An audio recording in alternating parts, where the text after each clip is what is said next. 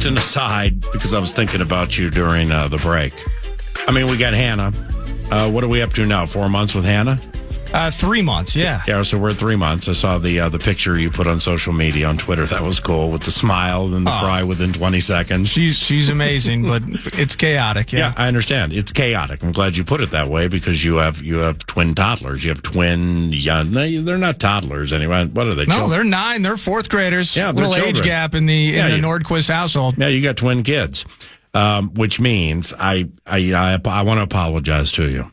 And I want to apologize to you for having that conversation about playing blackjack at Canterbury Park for 5 minutes. There we go, Paul! Because I can just imagine that because I've been in that spot before, not with 3, but 2. There we go, Paul!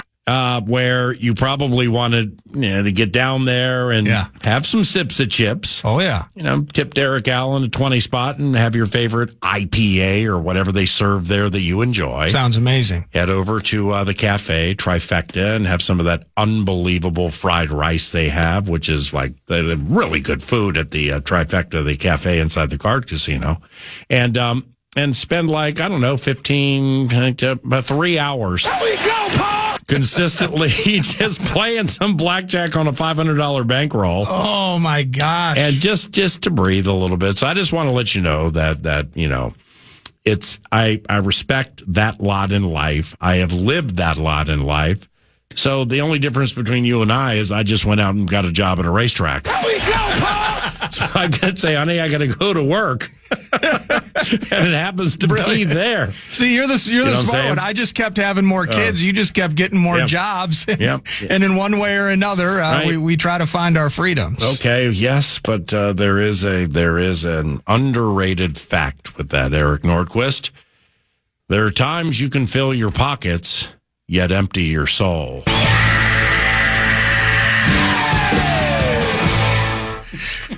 How many times, maybe this is too personal. How many times have I been broke? 4. Well, in my life, 4. I've been dead broke in my mid-30s. How many times have you work and you make a wage as a member at Canterbury Park calling races? Yeah, then your president sticks me 50% of it, and we're all good. But anyway, go ahead.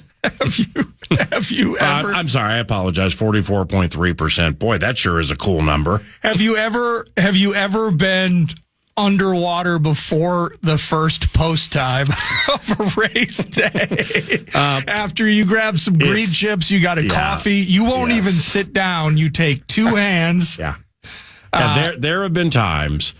This is more so back when Baby B, when Aragoni was the analyst at Canterbury. Brian and I are very close. Brian is he's the sharpest horse racing handicapper, ticket structurer, and player that I've ever met in my life. And just over the course of years, he's extremely good at what he does. Well, but then you get to the game of chance, which is feeling the felt. So there have been well over a handful, well over 4 fistfuls, his 2 and mine, where we've stood at that freight elevator on the track level after just getting punished for about 20 minutes playing 2 hands each. Try lucks, lucky. The whole thing's in play. We're taking swings. And then it's like, oh, that's right. We just got paid yesterday. Wow, we don't get a check again for 13 days. And there's nothing like heading upstairs. Now, calling races is a lot of fun. Analyzing and handicapping for him, Angela or Kevin now, a lot of fun. We love it. Blessed to have those jobs. Especially on days where you've lost 82% of what your daily wage is going to be before you even said, good afternoon, ladies and gentlemen, and welcome to the races. Yeah, that's always a super special feeling, losing 82% of your daily wage before you even head up the freight elevator. Holy cow. And so it's happened a fair amount. And that's why I would never work at a place in which there's felt. because I could only envision that happening to me more than a couple of times. Oh, big deal. You could. You can control yourself, because if I can control myself, you have better willpower than me. And secondly, you just get good at it, and then there you go. Ask them to double your wage. That's all it takes. Win more than you lose. So why are you asking for a 75% pay raise? Because I'm going to lose 64 of it in your freaking casino. So it really comes out like a 12. Just budgeting. I'm giving half of it back. Right. See, that's why I'm a model employee. That's awesome. Model employee is defensive coordinator Brian Flores, Coachspeak style. Here he is addressing the media yesterday. And other than the crowd noise, why do you think the plan was so successful on 3rd down and 4th down, some of those key spots? Players win games. So just, their execution, in those critical situations. San Fran's got, as you know, a lot of, very good players, great scheme. I thought our guys just, executed in those situations a little better than they did, and, got ourselves off the field on 3rd down, made some critical stops on 4th down, and guys just made plays, and there's a lot that goes into it, from pre-snap movement to, post-snap communication to, guys trusting that a guy's going to cut another player if he's got him he's cutting a route and getting into the next window. There's all these things that go into, a snap, especially a critical snap on 3rd down, knowing where their go-to guys are, and then the pass rush was a big part of that. A major part of that. And I think, collectively as a group, I think those guys are doing a really nice job of working together, in a lot of ways taking what the offense gives us, and trying to take advantage of, the protection if that's the case, and sometimes just winning one-on-ones. So the reason I wanted to grab that clip out of the gates. I love that. And he's going to get more into the pass rush here momentarily, but the pre-snap movement, post-snap communication. Yeah. This is kind of where we get back to Blake Cashman, I think, in some ways, wearing the green dot and not a ton of experience doing it in the past, but how quickly has he become acclimated to this defense? Yep. How quickly has he really been the field general for them?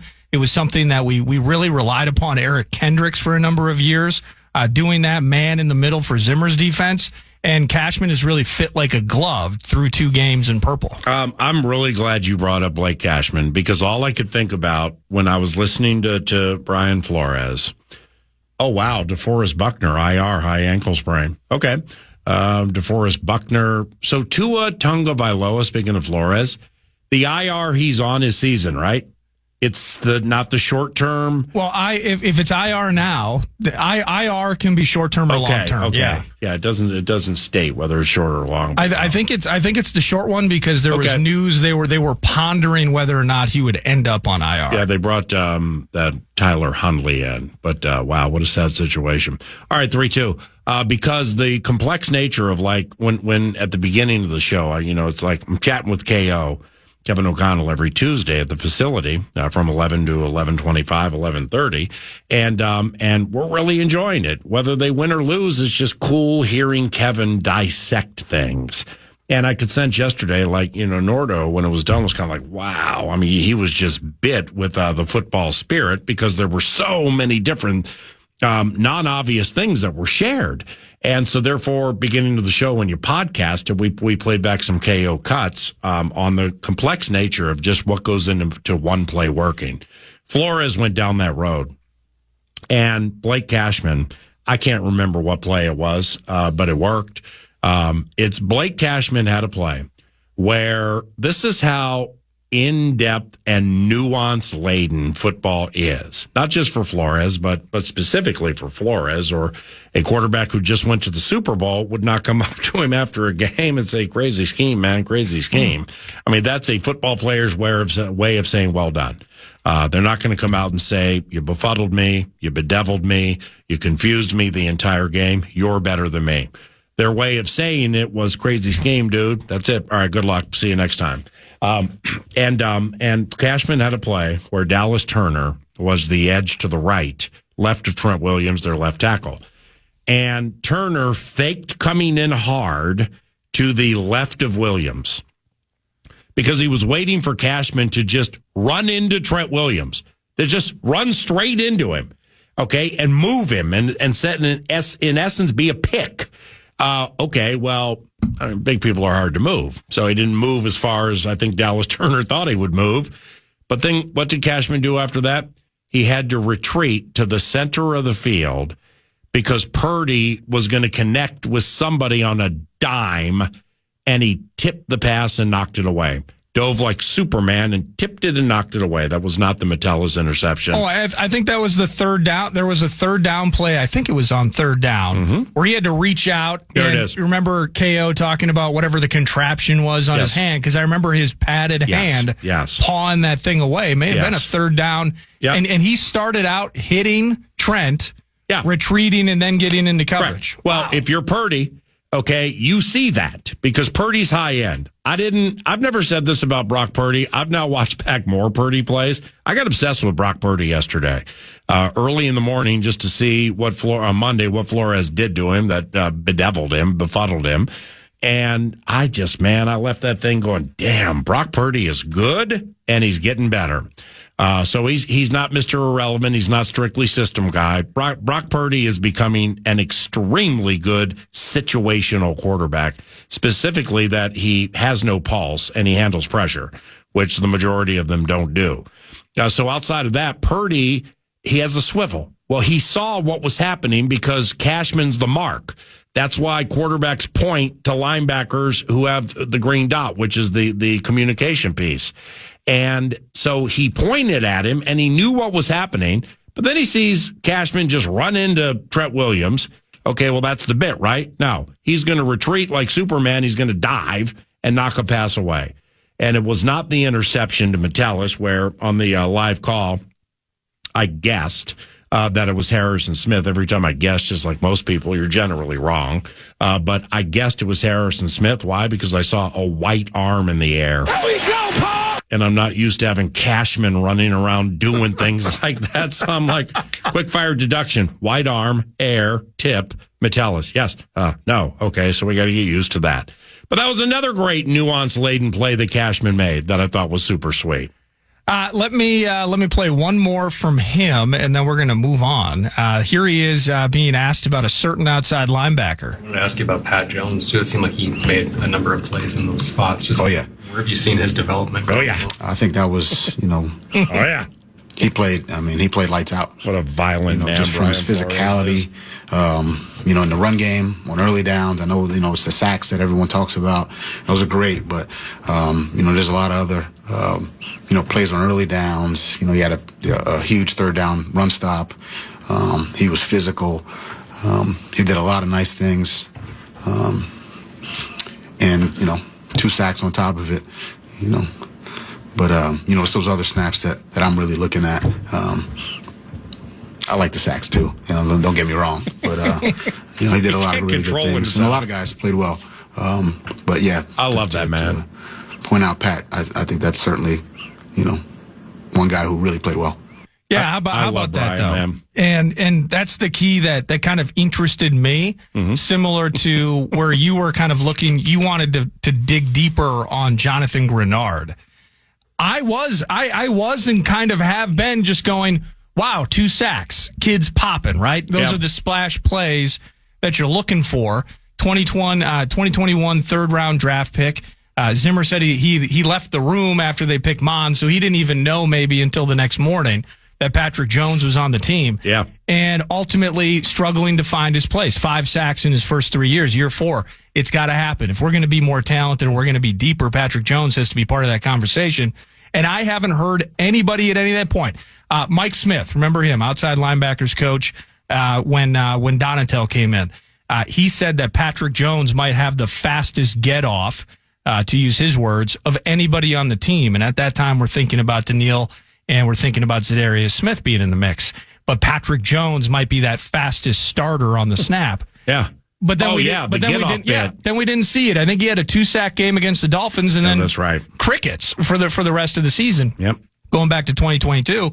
Well, now fast forward, we're seeing it, and Flores going out of his way to point out those other things, run fits and run stops and all of those.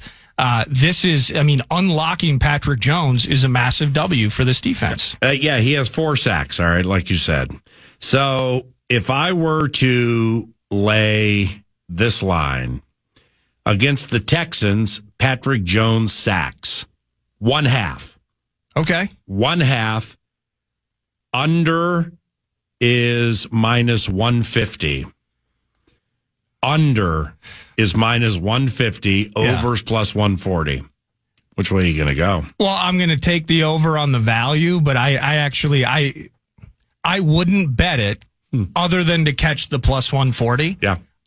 I would lean towards him not getting a sack. I would lean towards him not continuing this streak that he's currently on. Here we go, Paul! That's because you believe that by like the process of just what has to happen, because of probability, right? Like, for instance, when I play roulette with you and 10 consecutive blacks have come up and you triple your bet because it just has to be red. The next one has to be red. It's been 10 blacks in a row. It's got to come back red. Just has to be red, doesn't it? Green, what is it? Green 00? I watched the former co-host go broke on that and lose so much money, man, that we almost had to drag him away from the table. I felt so bad for him. I don't play roulette, but I was in Vegas with a couple of buddies, and I was at the table, and I'm just throwing $20 on. I'm just picking colors, and then I always pick 27 because that's my birthday, right? Pick a number or whatever. That's the only way to play, in my opinion. I was at the table and I lost my $20, but I watched a guy.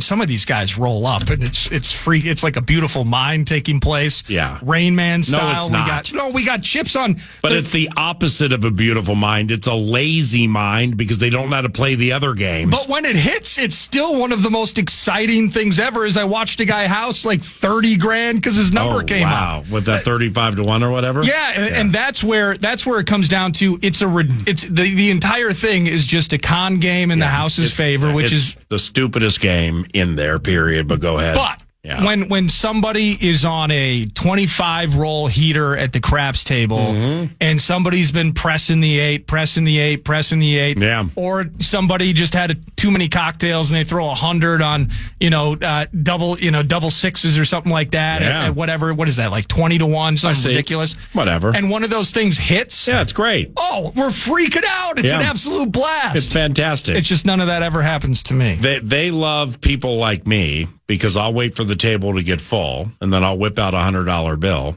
and I'll say, I want 50 on 0 and 00. I always love that one. Why? Why? Because the odds are higher than all of the odds that you're betting. I think it's a 38 compared to a 35. Oh, yeah. So if we're all going to play a mindless game, shouldn't we find the best odds? I made the most I've ever made in one stretch at a craps table was $300 or $400 on one guy's roll, and he was betting against himself. Yeah. And the rest of us were just clearing up. He's don't pass guy. Oh, yeah. The rest of us were just absolutely cashing. Yeah. And he actually had to leave to go to the ATM while we're all celebrating, hoping he's coming back. Do it again. The last time I played roulette, the last time I pondered playing roulette, it was before the pandemic. So let's say it's 2019, 2018. I was there with the flight attendant and her favorite number is 16. And we're at Caesar's Palace. We're walking by a table and I got a green chip in my hand and I'm not going to go to the cashier to just get $25. Yeah. I'm going to bring it up to the room and try again tomorrow. Perfect. So I got this green chip in my hand, and I said, maybe I'll go over there and put it on a number. She said, put it on 16. I said, nah, we're good. Started walking to the elevator, stopped, turned around, looked, 16. Oh my gosh. I mean, not only does the announcer get shut out, I had to hear about it for about the next day and a half, which is the worst, even though it's a game of chance. Anyway. I think we got time for one more, and I want to play this from Matt Daniels talking about a certain punt block. Happened with the CJ punt block. Oh, man, I'm so happy for Hammer, man. You talk about a 9-year vet, first time taking one off the foot. Exactly. People don't realize how difficult of a task that is. And to see him do that just says a lot about who he is, how he prepares. Nobody practices as hard as he does. Nobody studies as much tape as he does. And for him to kind of have that opportunity, I'm thrilled for that. But it was a nice design rush. He did exactly what we coached to do. Got skinny through there, not being a skinny guy. He was able to get skinny through there, take his eyes through his hands to the foot and take it off. You love for that thing to get scooped and take it back for 6 points or 7 points. But at least we were able to recover it and kind of gain a little bit of momentum and some yardage out of that. Great job of Theo being Johnny on the spot there. Yeah, how about that? And it was the first punt block of his career. Talks about him being a special teams captain. My favorite part of that, because it's just Matt Daniels. I love hearing him talk. And, he got skinny, even though he's not a skinny guy. But similar, I mean, if we're going to go anatomy of play style on it, as we have a couple of times today. You say that about Ryan Wright. He doesn't talk to you for a month. But anyway. But what had to happen for him to get there? And then the punter guy's so shocked. He looked like Cam Newton looking at a ball on the ground in a Super Bowl. And Theo Jackson, Johnny on the spot, as you heard it from him, to grab that and get going. Yeah. It was a beautiful start to the game early on, combined with CJ Ham, tough turnover week 1, and becomes a special teams hero the very next game. Did you watch the game? Yeah, absolutely. I always love that one. You're so serious sometimes. No, my life is when we got home. I know you watched the game. You did fan line. Yeah, when we get home from church, or when I get home from work today, I'm on the couch with the baby. Yeah, go for walks, do stuff like that. But thanks for the update. I'm a little landlocked. Yeah, well, I'll give you my schedule. Yeah, thanks for the update. But it's watching the game, not just you, me calling it, everybody watching it. How many people thought it was Kene Nwanwu who picked up the fumble? I always love that one. It was a 26. 26 was tough. For a second, I had to change my face because I was like, I knew he switched numbers. I knew it wasn't Kene. Yeah, but you spend so much time memorizing names and body types for the other team. Now he was a late. Yeah, he was a late number release. change. Yeah, it was a late number change. Yeah, it's like Gilmore. He went from 23 to 2 and caught me off guard. But whether it's white arms or it's number changes, etc., you were perfect on that play. You called it good. It was Theo. Well, thank you. That's very kind of you to say. So what'd you do at like 6 o'clock on Sunday night? Well, just give me the rest of your schedule later, okay? Because we have John Harris, an analyst for the Texans Radio Network, joining us next.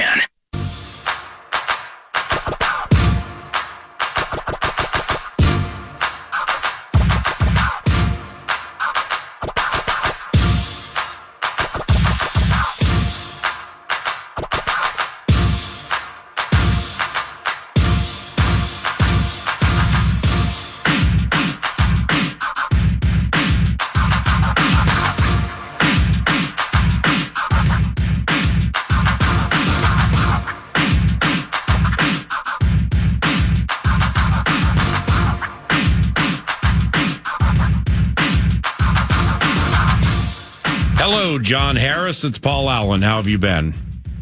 I'm well, Paul. How are you doing, buddy? Right on, man. We had your cohort, Mark Vandermeer, on the radio show recently to get some Texans intel. But John, for those interested in the National Football League draft, people may remember John Harris at J Harris Football may remember this is somebody that I met at the Combine a couple of years ago. Could not have laid out Bryce Young, C.J. Stroud, and Will Levis better than anybody I've ever heard. And you were right about all of it. And then so now this year, we're in the quarterback market. So I'm talking to John on the radio in Indianapolis on his show off the microphone about McCarthy and Drake May and Caleb Williams and Daniels and just everybody that was coming into the draft, including Bo Nix. And subsequently, through that, we became friends. And so John's an analyst for the Texans Radio Network. And you just saw Caleb Williams, somebody about whom we chatted a fair amount. Your Texans beat him. What'd you think of Caleb Williams? And good morning. Good morning, Paul. Yeah, it's great to be with you. I think Caleb's going to be fine. There are some things that have got to change in his game, but I think what's difficult for him right now is that offensive line, I think in particular from guard to guard, is not real good. even out on the edges, I don't think the offensive line is really good. Like, I think about you guys playing the Bears and those guys trying to block John Grenard, Dallas Turner, all the guys that you have off the edge. I think it's going to be a similar output against the Bears because they just can't protect. And I think that's the biggest thing. I do think if Caleb, he played in the first half a pretty reserved game, but he was getting the ball out fast. He got the ball at the DeAndre Carter a number of times against us and thought, okay, boy, this is going to be tough if he's making those quick decisions. Well, then I don't say they got greedy, but they tried to extend things. Okay, let's try a little bit more of these intermediate routes. As soon as Caleb went back a little further, having to hold the ball, that's when our pass rush got to him. And once our pass rush got to him, then it became hero ball time for Caleb. And that's what he's really got to try and avoid as he goes forward. It's the one thing that CJ really avoided in his rookie year. CJ was really quick to get the ball out. He understood what was in front of him with the offensive line. We did not have a great offensive line last year. And look, our offensive line is okay. It's not great, but he understood, I got to get this ball out. And then they've got him some weapons, and he just get the ball to your weapons. And CJ understood that. He did try and play hero ball. And the one time that he did was against Jacksonville in week 12, and our offense really kind of sputtered. And so he understood that. I don't think Caleb's gotten there yet. Get the ball to your weapons. You've got some good weapons. Get it out there. Let those guys make plays and keep the heat off of you. But he's going to see a lot of heat in that division against you guys in particular. So I think he's going to there's going to be a play he makes in a game, Paul, where you go, oh, my God, what did we just see? But he's also going to make 2 or 3 where the Bears are going to want those back. And that's what happened against us. He had to escape one time where we're all like, holy bleep, what did he do? But then he had a couple later on where he escaped and he threw an interception. So I think he's going to kind of ride the wave for a while.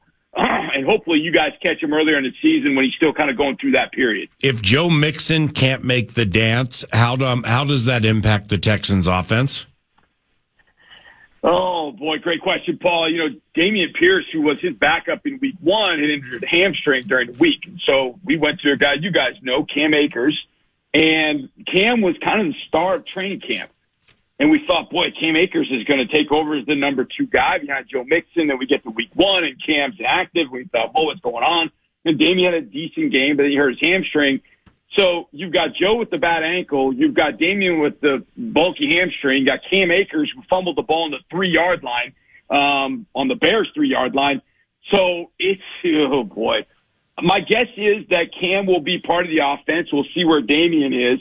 But I think what ends up happening, Paul, is we probably go to a little bit more of, Tank Dell with some of those reverses and push passes and screens to get Tank the ball in space. And that becomes our perimeter run game. If Joe is limited or not even in this football game. We'll see if Cam is ready to bounce back. He gave us some good runs against the Bears, but then that fumble down on the goal line was just a killer. He didn't go back in the game after that.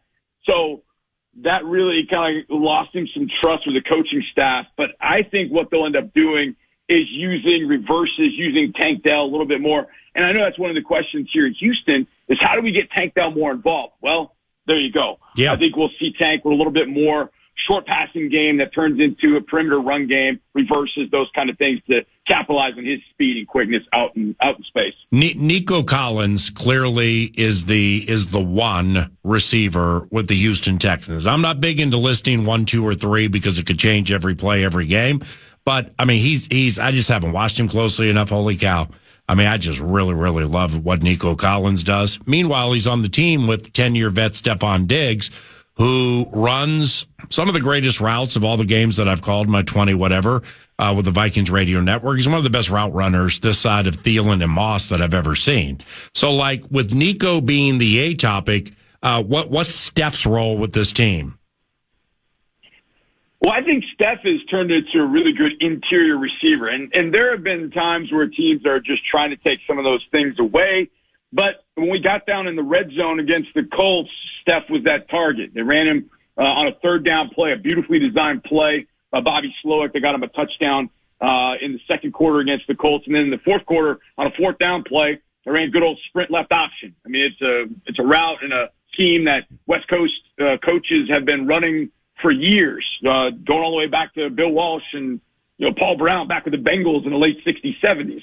And they ran that, and Steph just took advantage of it. Like you said, a great route runner, used his leverage, got in the end zone. So Steph hasn't seen as many targets as Nico, but I think that could end up changing as teams are like, okay, look, Nico Collins is for real. You know, that game against the Colts in Week 18 last year was no fluke. Nico is that dude, and they're going to start to take him away. They're going to start rolling coverage towards Nico. Hey, we've got to make sure that we've got a couple of guys accounting for number 12. Oh, well, that means then Diggs is going to get his, right? Okay, well, we got to give up something because when all three guys are healthy, Tank Dell, Nico Collins, and Stephon Diggs, so something's got to give.